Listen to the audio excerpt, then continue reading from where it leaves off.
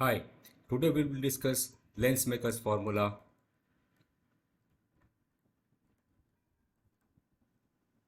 and how a lens behaves in a different situations such as when we immerse it in the water or in different medium or we cut it and things like that. Now to get to the point, basically suppose we have a lens and from this side we have a parallel ray of light coming in and we know that it is going to converge at a particular point in case of a converging lens, and this distance is what we call focal length.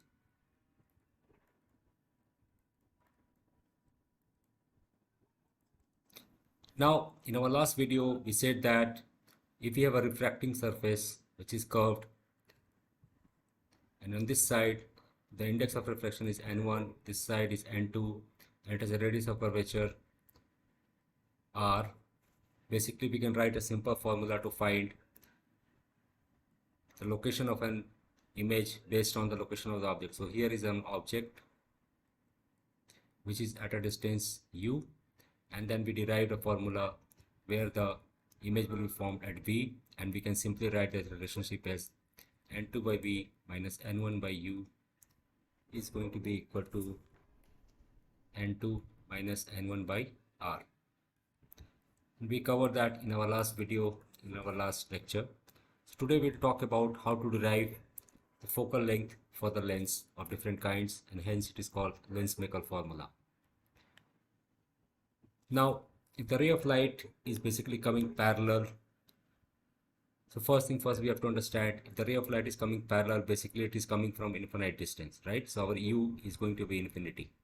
Okay.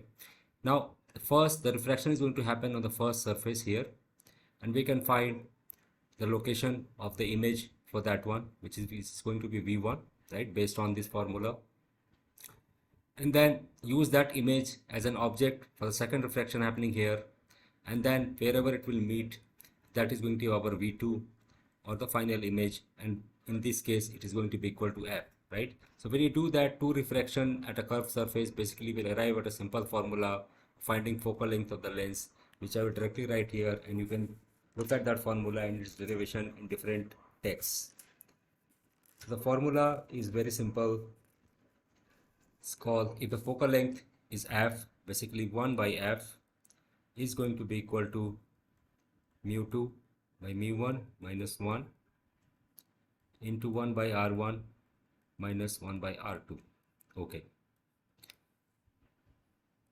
We know that the r1 is the radius of curvature of the first surface, and r2 is going to be the radius of curvature of the second surface, and mu2 is basically, or let's write n2 and n1. Basically n2 is the refractive index of the lens and n1 is the refractive index of the medium, right? And hence we have this formula. It says that we can find the focal length where 1 by f is equal to the refractive index of the lens, right? So I will say n lens divided by n medium, right, minus 1 divided by into 1 by r1, like this. Okay.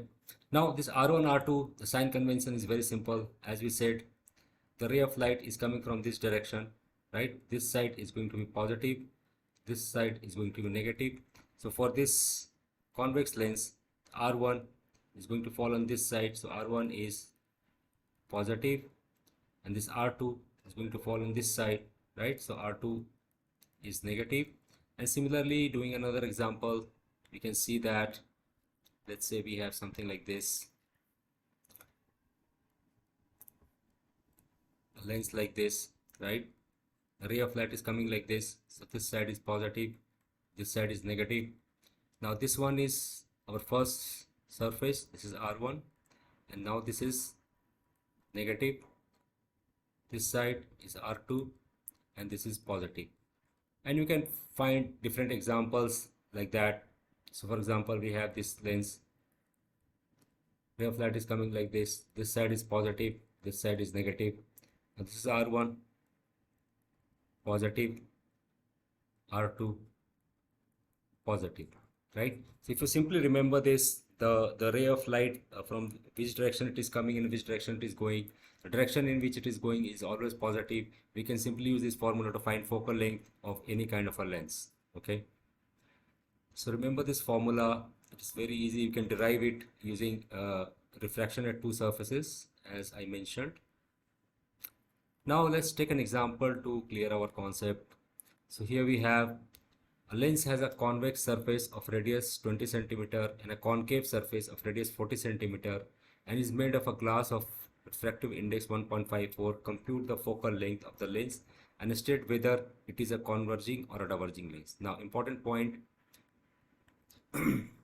now when we say this, when we are using this formula, right, if f comes out to be positive, this f finally comes out to be positive, we say it is a converging lens, and if it comes out to be negative, we say it's a diverging lens.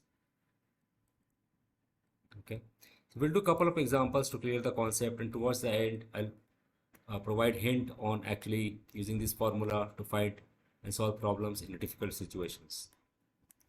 Now, so let's draw this. So convex surface R1 20 centimeters, then again concave surface which is R2 40 centimeters, made of glass, refractive index, so n of lens is 1.54 and it is in air, so n of medium is 1 and we need to find the focal length. So our formula is 1 by f is going to be n of lens divided by n of medium minus 1 into 1 by r1 minus 1 by r2. Okay, so let's write down. So our n of lens is 1.54, n of medium is 1. Now r1, now the ray of light is coming like this, so this side is positive and this side is negative. So r1 falls on this side, so our r1 is positive 20 centimeters. Now this is r2 again falling on this side, so r2 is also positive 40 centimeter. We can simply plug it in here to get the focal length, and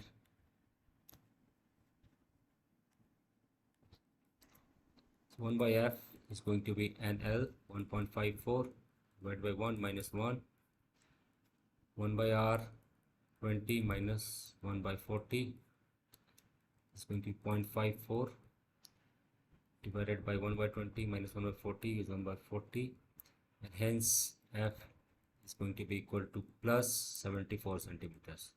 Now as we have obtained the plus sign, and as we have said already that if we obtain a plus sign, basically it's a converging lens, right?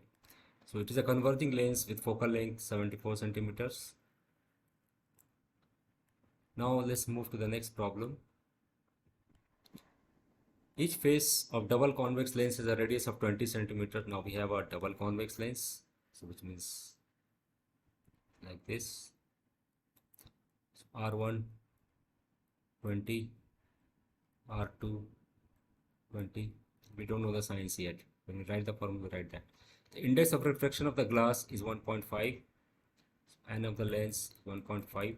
Compute the focal length of this lens in air, right, when it is in the air, and when it is immersed in carbon disulfide at n equal to 1.63. Now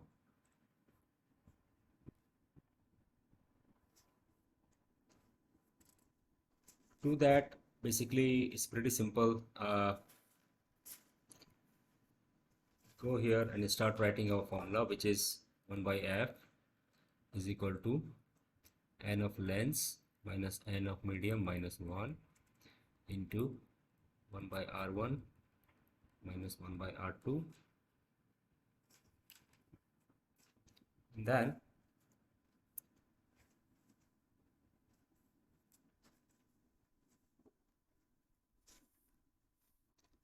we have to write it twice for both the mediums, right? So we are going to write that. Now we have to find the focal length in the air and in the carbon dioxide. So 1 by f is going to be for the air. Okay, So that is 1.5 divided by, for the air is going to be 1 minus 1. And now R1, R2. So first write down the R1. Ray of light is coming like this. This side is positive, this side is negative. R1 is on this side, so R1 is 20 centimeter positive. R2 on this side, so minus 20 centimeter. Okay, so this one is going to be 1 by 20 minus 1 by minus 20. This will be 0.5. Add up 40, and this is going to be plus 20 centimeter. As we obtain the plus sign, basically it is a converging lens, okay, with focal length. So in air it is going to be a converging lens.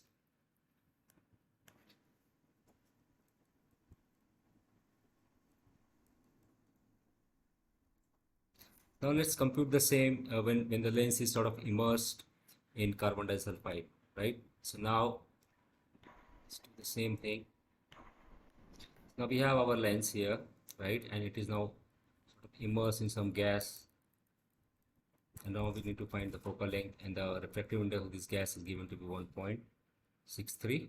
okay, now the same thing, R1 is going to be 20 centimeter positive, R2 is going to be minus 20 centimeter, refractive index of the lens is going to be 1.5, and now the refractive index of medium is going to be 1.63.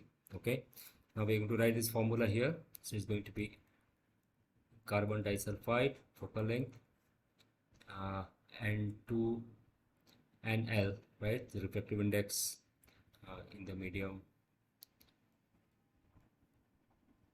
1.5 divided by 1.63 minus 1 by 20.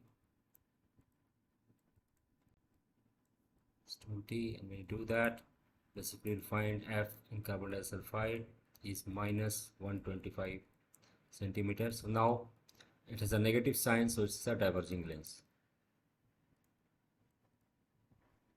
Now it is very interesting, right, because you have this lens here, okay, so in the air, call it a converging lens. Now immerse that in certain medium. So converging lens, when the ray of light is coming, basically it is converging the ray of light like this, okay. Now we immerse that lens in some medium such that NL, which is the refractive index of the lens, is 1.5, and we immerse it in a medium NM, which is 1.63, which means the refractive index of the medium is more than the lens, and it starts behaving like a diverging lens, right? So now ray of light coming like this, but basically it is getting diverged, right, and the focal length shift to this side.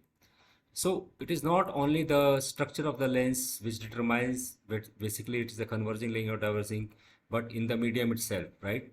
So you will get a lot of problems like this, so don't get confused, and it makes sense to understand the complete formula, which I'll write again for you when we are doing our next problem, okay?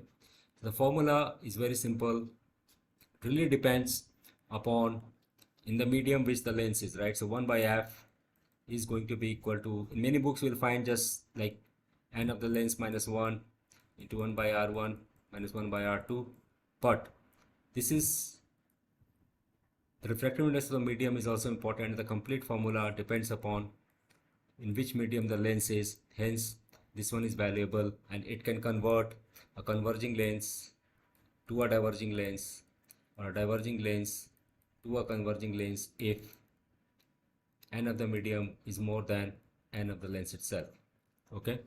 So now let's go and do another problem. So now a glass lens with n is equal to 1.5 has a positive focal length, which means converging lens, right, and the focal length positive 10 centimeters in the air. Now we want to compute the focal length of this lens in water, right? Now note that this n is actually, the n of medium is less than the n of the lens here, right? This is 1.5 and this is 1.3. So it is going to be a converging lens only, but we need to calculate that, right? Uh, to do that, basically it's very simple. Whenever you get a problem like this to compare, we'll write the formula for both the mediums, right? And then we'll see how we can quickly solve it.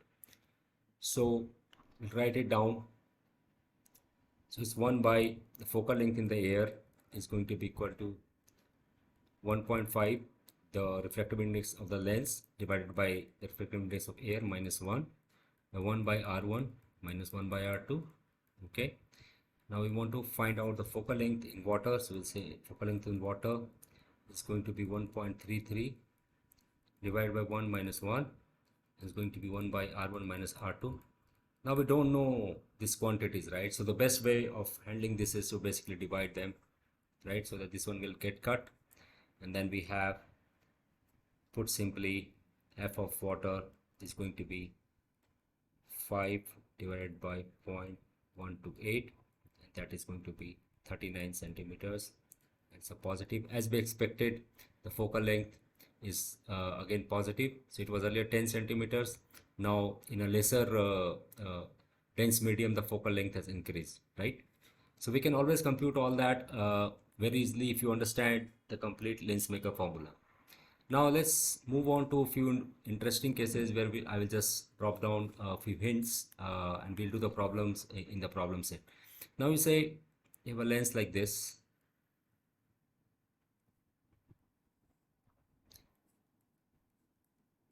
And it does all these things we expect it to do. Sort of when the parallel ray of light is coming, it's focusing and things like that, and the image is forming.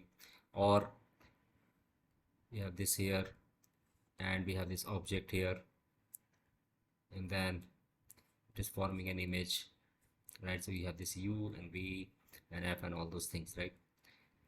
Now we say that suppose we put an opaque screen here so that no ray of light can actually pass from this side. Now what will happen to the image?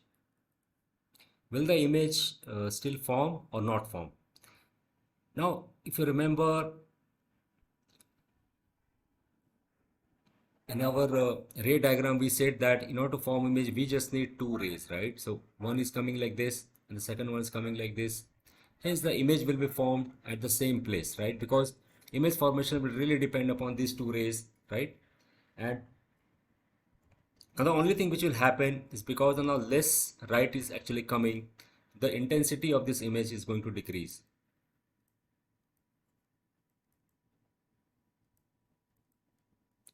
So it will become dimmer, but the image will still form at the same place, right? Now if we sort of say that now we have this lens here, now we are looking the lens, so we have this lens and we cut a hole in between. What is going to happen? So whatever image the lens was forming, it will still form, right? So we are cutting the hole here, right? It will still form, but only the intensity is going to decrease, right? So cutting this lens doesn't make any difference because with the lens maker formula we know that this is going to be always the same, right? In both these cases we are not changing R1 or R2 nor the refractive index of the lens or the medium, so the focus is going to be same, right? So the image is always going to form. Now let's see a situation where we have sort of a lens.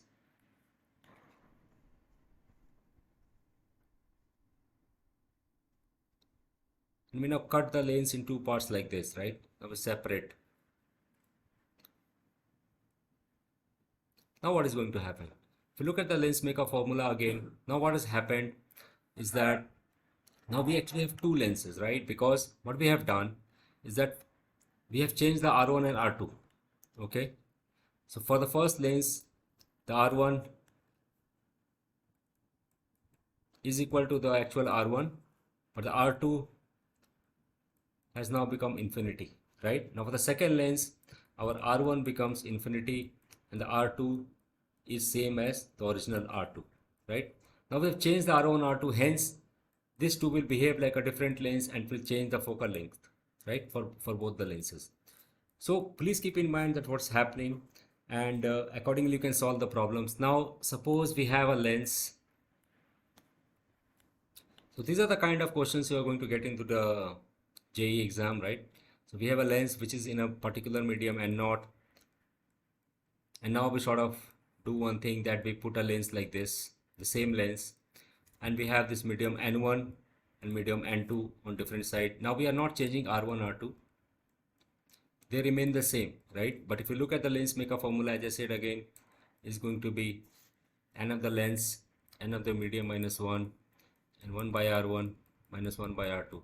So we are not changing anything in this expression, but here we are changing the medium on this side, right? And again on this side. So this focal length is going to change. The correct way of solving this is that think about it as a two different lens, right? And simply sort of apply law of refraction here on this surface, then on this surface, and then on this surface. Okay, so these are the simple manipulation and understanding and observation of the lens maker formula you should keep in mind while solving problems. When we do the problem set, we'll do examples like this, and the concept will become clear to you. Thank you very much for watching, and if you want to watch more videos which are like this, basically you can go to deepdivephysics.com. We also provide individual tuition for students who are interested. So please get in touch and we'll be happy to help. Thank you very much for watching.